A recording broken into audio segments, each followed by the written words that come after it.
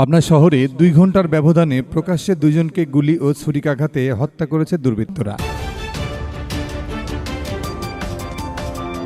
সোমবার ৮ জুন বিকেল ৫টা ও সন্ধ্যা ৭টার দিকে পৌরসভাধীন মাসুম বাজার ও কেন্দ্রীয় বাস টার্মিনাল সংলগ্ন নিউনাইস পেট্রোল পাম্পের পেছনে ঘটনাটি ঘটে।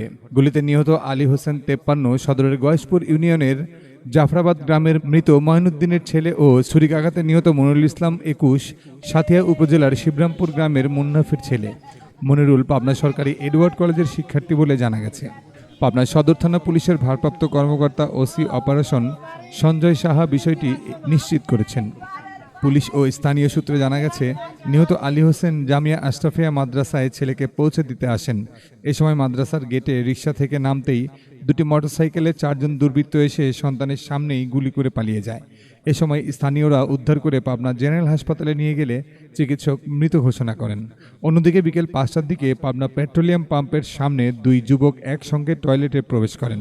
ধারণা করা হচ্ছে তারা পূর্ব পরিচিত ছিলেন। এক পর্যায়ে তাদের মধ্যে কথা কাটাকাটির সৃষ্টি হলে রাকিব নামের যুবকটি মনিরুলকে ধারালো অস্ত্র দিয়ে ছুরিকাঘাত করে। গুরুতর আহত অবস্থায় মনিরুল ইসলাম দৌড়ে নিকটস্থ পুলিশ বক্সের সামনে এসে পড়ে যায়। পরে স্থানীয় লোকজন ও পুলিশ তাকে উদ্ধার করে পাবনা সদর হাসপাতালে ভর্তি করে। অবস্থার অবনতি হলে উন্নত চিকিৎসার জন্য রাজশাহী মেডিকেল কলেজ হাসপাতালে নেওয়ার পথে সন্ধ্যা ৬:৩০টার দিকে তিনি মারা যান। এ ঘটনায় অভিযুক্ত রাকিবকে পুলিশ ধাওয়া দিলে কচুরিপানাযুক্ত পুকুরে ঝাঁপ দিলে পুলিশ তল্লাশি করে আটক করে। এ বিষয়ে ওসি সঞ্জয় সাহা বলেন, পুলিশের উচ্চ পর্যায়ের টিম ঘটনাস্থলে কাজ করছে।